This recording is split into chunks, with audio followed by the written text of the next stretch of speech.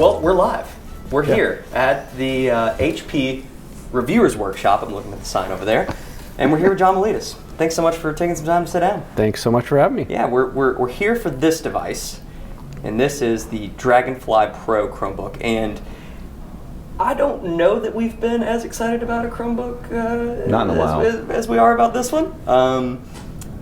We are just very, very excited about this. And you're here to talk a little bit about that and share some of the collaboration that Google's had with HP on this device.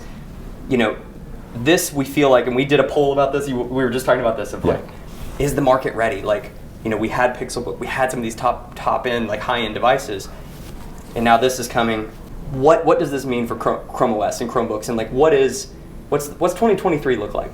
Yeah, I mean, this device, it's hands down my daily driver at this point, but it's not necessarily built for me. It's really targeting the freelancer market, huge segment and growing segment, and really the thing I'm most excited about this device is the partnership that we had with HP and Intel from day one, from a phone call that I had with John Groden from HP around how we're going to build this device. I loved that little tidbit. It literally was a phone call. What did you say? You thought it was a spam call? I thought it was a spam call. It was from Houston, Texas, and it was someone named John Groden at HP who has now become one of my best friends, literally.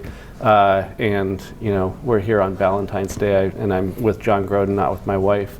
But no, in all honesty, it's just been a really, really close partnership from who we want to build the device for, what we want the device to look like, how it should perform. We had some say in what went into the device from a physical perspective. They had some say in what the operating system, how it would meet the hardware in the middle. So we're really, really excited about it. When we saw this device out in Vegas and got some hands-on time with it, one of the first things we noticed was just this fit and finish, right? Like, I mean, it was immediate. As soon as you picked it up, it was like, oh, yep, you can feel it. And it's like, Pixelbook Go.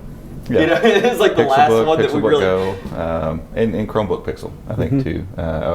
It was kind of cool to see that shouted out today a little bit. Like, that's...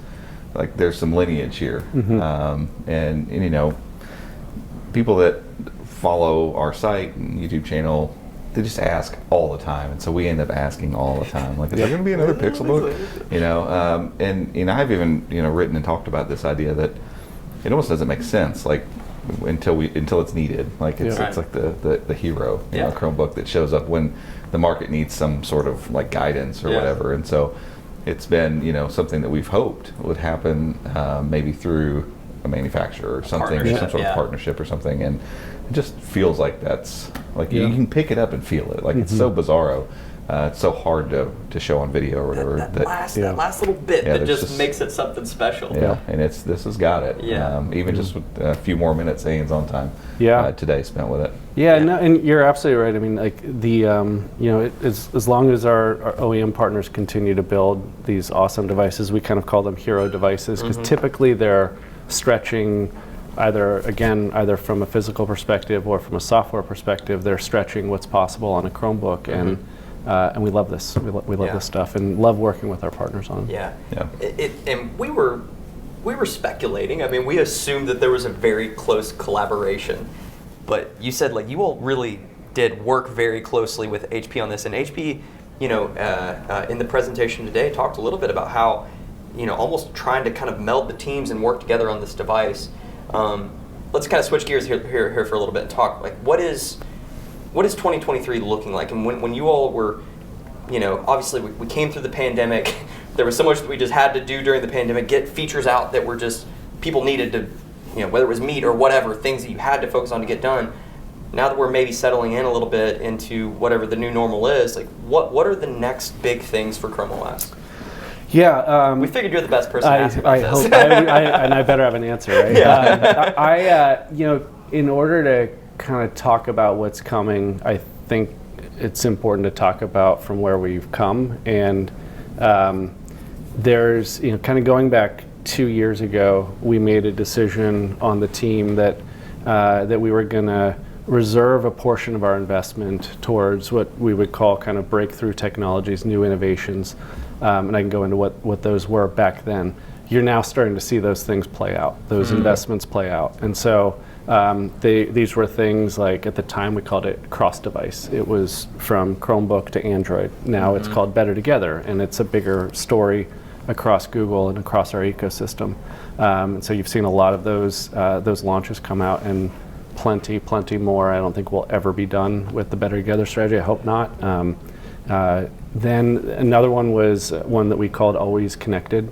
And so that's where you're starting to see and have seen more of an emergence of LTE-based devices, better handoff between tethering, more kind of dynamic connection to Wi-Fi networks that you may be around. Gaming was another investment that we made, and this one is really three-pronged. It's optimizing the experience of Android games on a Chromebook. It's cloud gaming, and then also Steam gaming. And so Steam is still in beta. The cloud gaming launch that we had last year was incredibly exciting, so I'm really excited about continuing that evolution. Then there was a bucket around what we called productivity, and so that's where things like Tote or a lot of different experiences to really remove the number of clicks that are required to perform a task. So we spent a lot of time on that. At the end of the day, productivity is really important here. So yeah, just a ton of those things, and you're just starting to see the beginning of them, and we're continuing to invest in those. You mentioned gaming, and we saw some promotions, some even TV spots around that. With a device like this, and where, what's the message now with ChromeOS? Like, we've always heard the speed, simplicity, and security. We feel like ChromeOS is evolving and maturing in a way. What's kind of that new message? What do you, for somebody that's watching this who's interested in Chromebooks, or it's some of our folks who have already bought Chromebooks, like, what is the message? What are we trying to get done on these devices these days?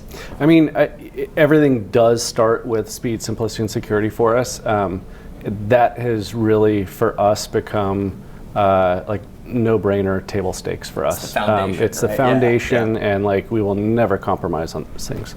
But then you think about gaming, and that's where we feel like it's an enormous market. So millions and millions of people like to game on their laptop form factor. We're just trying to take a more unique approach to it, and that's where we can leverage Android games optimized for a Chromebook. But then I'm ecstatic about cloud gaming. Like, I think it's going to take some time for it to continue to play out. This is my opinion, but you kind of think about how what Netflix did for streaming movies, what Spotify has done for streaming music. We're starting to see that in cloud gaming, but each one of those curves was shorter to take off, and I think cloud gaming will be shorter than those other two as well. But back to your question, like, what does it mean for ChromeOS and for Chromebooks? It means that you can get stuff done on a device that a lot of people didn't think you could in the past. There's another aspect where our strength in education is something we're very proud of and continue to invest a lot in. It also has it's a little bit of a double-edged sword because people think that that's all the Chromebook is good for, and those are special purpose devices, oftentimes for good reason. School admins are locking down the experiences, again, for good reason, but then the student or the user thinks that's all that's possible. And so explorations like cloud gaming and really building that into a core competency are ways for us to not only help our users, but also prove to the world that we're way more than what people think. Yeah. So are you starting to see now, like, thinking about that whole evolution? Because my kids use Chromebooks in school, and I know the Chromebooks they use, and so I know a bit about them, and realizing that some of these kids, when you start thinking about the timeline now, probably are in high school, probably early high school, that have always used Chromebooks. Like, that's what they know. And like, for computing, they know ChromeOS. Right. So like I think about when coming up, being I'm in my 40s, and we had early on, what was it, the Apple, the ones with the green and black screen, the big block. Oh yeah, the big block. Yeah. What were those things? I don't know. The 2E or something like that. Yeah. There was a 2 in it or something. I remember being on those, and then not moving to Windows devices probably until middle school or something like that, and then but middle school through high school, writing papers and doing all the stuff that you do on a computer was Windows, and so there wasn't even a thought, especially as a young person, when I need a computer for either college or I'm an adult now. You're going to go buy a Windows laptop. That's just what I did. And so we're getting close, right, to the point where some of these kids that have been groomed on ChromeOS, not just for a couple years and then they're out, and because those kids probably got the Chromebook and were like, ugh, and moved on.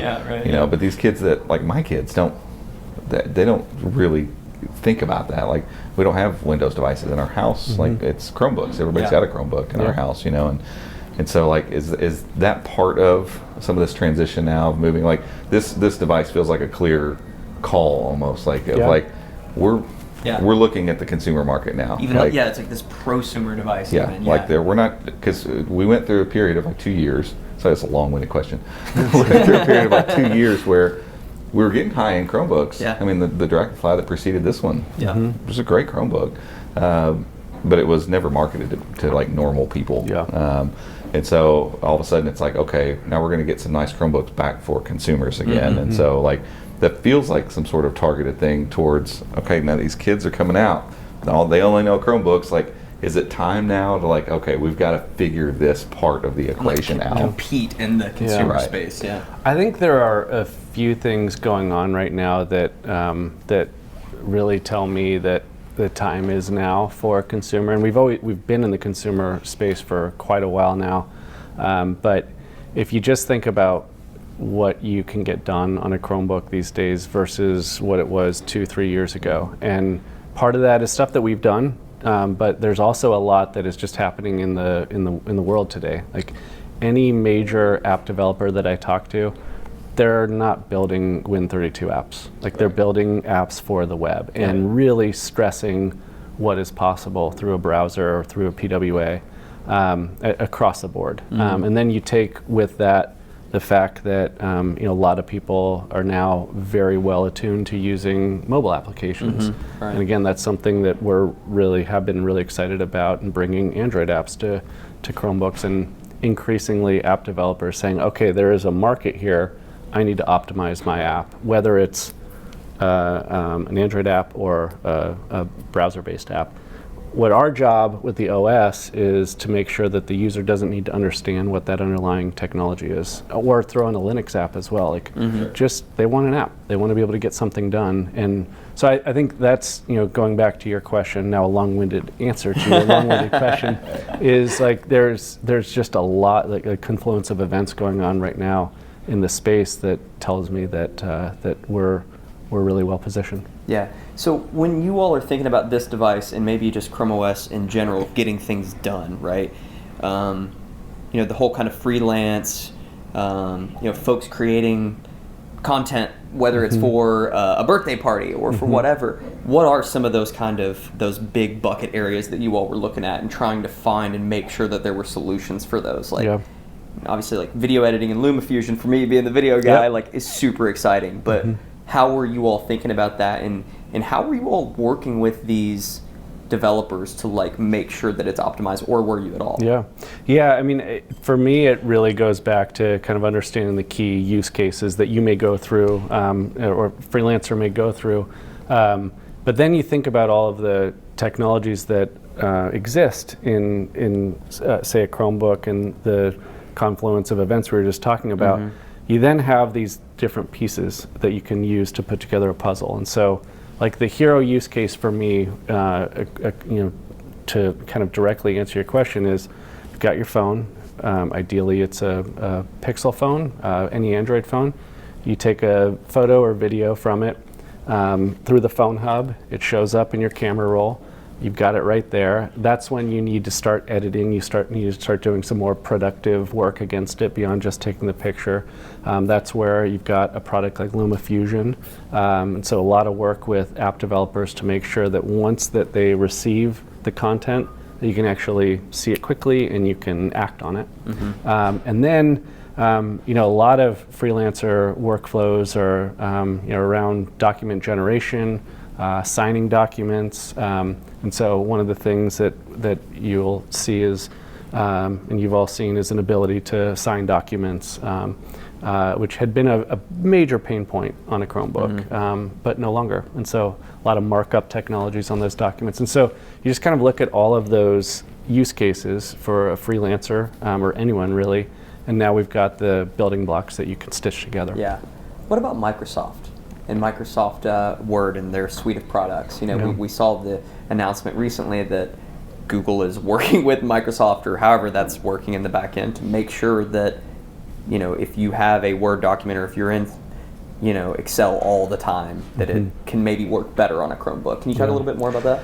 Yeah, I mean, I think given ChromeOS is a product, an operating system within Google, I think oftentimes people think that we only want people to use our other products, like Workspace. Sure. The reality is we are productivity software agnostic. And so Office is a great product. I grew up using it. I use Workspace now, but it's a great product, and I would never say otherwise. I think what I'm seeing is like a shift towards web for Office, which I think is awesome. And that's good for their users if they're using it on Windows or whatever. Yeah. And so what our role is to make sure that we're meeting users where they are, and if that is Office, then we want to make sure that they have a great experience. I think there's also been I'm not just talking about Office, but a lot of products that had been natively developed, say Win32 applications.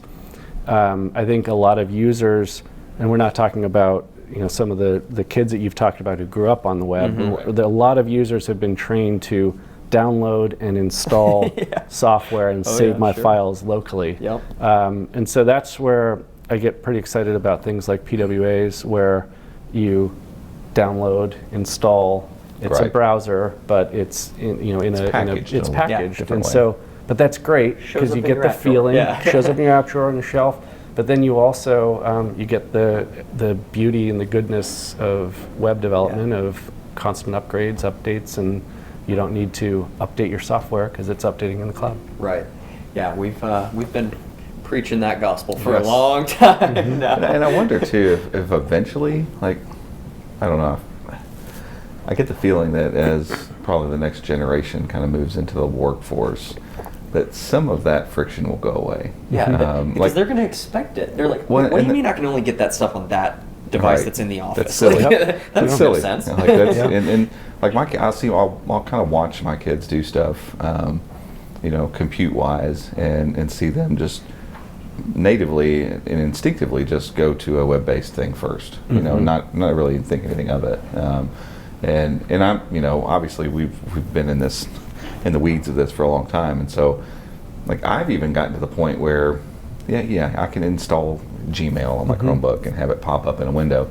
Just don't care to. Like why would I bother? I just it's shortcutted. I could I type GM and boom, click it, and I'm done, and I close the tab. And like I used to kind of get, because we grew up with download, and I'd go to Walmart and buy my copy of Microsoft Word, that kind of thing, and so I'm fully out of that now, and so anything that's on the web, I used to think like, I wish it was a PWA, or because now you can obviously create a shortcut and window it and whatever if you want, for certain things, but ultimately it's just like it's so much more frictionless if you just kind of embrace the fact that that application, that service, that thing I need to do is just add a URL now. Yeah. It's okay. Yeah. Like it really is okay for that to be the thing. And I'm hoping, I don't know if there's any way for you all to track that usage or anything, that eventually over time, even if I feel like PWAs are like hand holding a little bit, packaging them that way, not the application itself, but there's a little bit of hand holding of like, it's okay. Yeah. It's okay. We'll still install it. Yeah, exactly. Like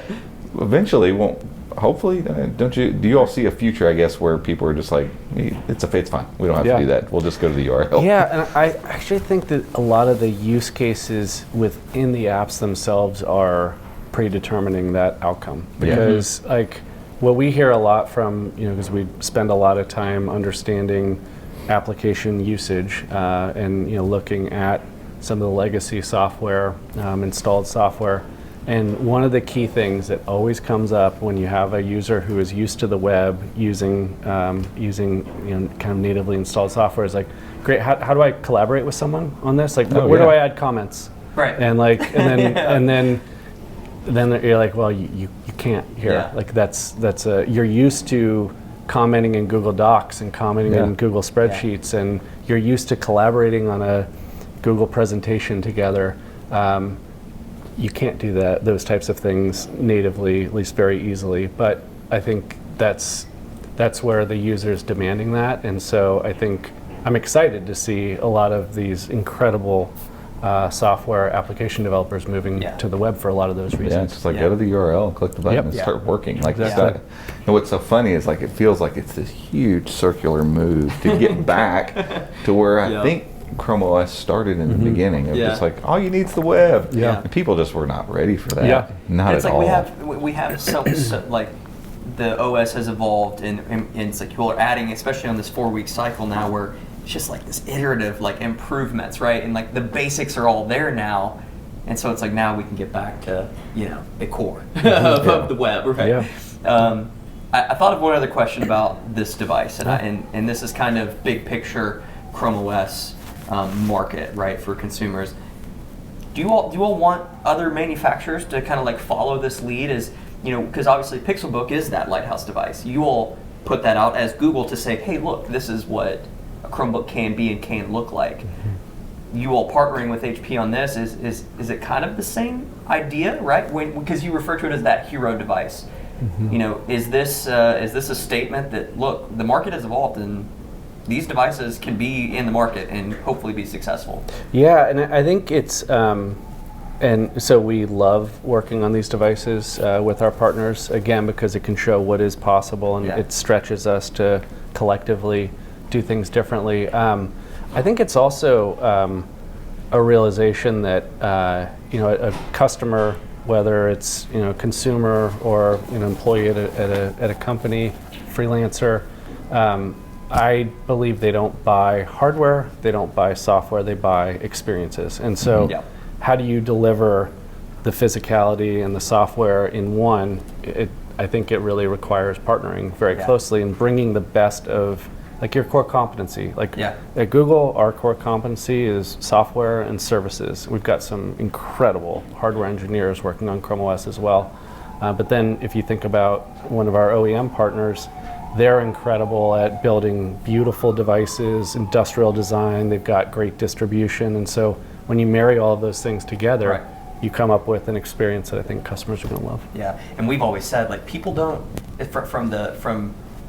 from kind of a big picture look at this, like, the market had to evolve to a point where maybe during the pandemic somebody went and bought a Chromebook that was a cheap Chromebook just because they had to have something. And then they're like, oh wow, like I can do all my stuff on this, and they don't care necessarily where the app's coming from, whether it's a PWA or this or that. Right. They just need their stuff. Yeah, that's how we always refer to it. Like, they just need their stuff, and they've realized, oh wow, I can use this device and get all my stuff done. Yeah. And now I want that extra nice premium device that is aesthetically pleasing and has this incredible construction. So yeah, we're very excited about this. We're very excited about the future of ChromeOS, and we appreciate you sitting down and chatting with us. This has been great. My pleasure. It's always fun to sit and chat with you. This is always. The first time in person. First time in person, I know. Face to face. We did it over during the height of the pandemic over VC, I think, this is...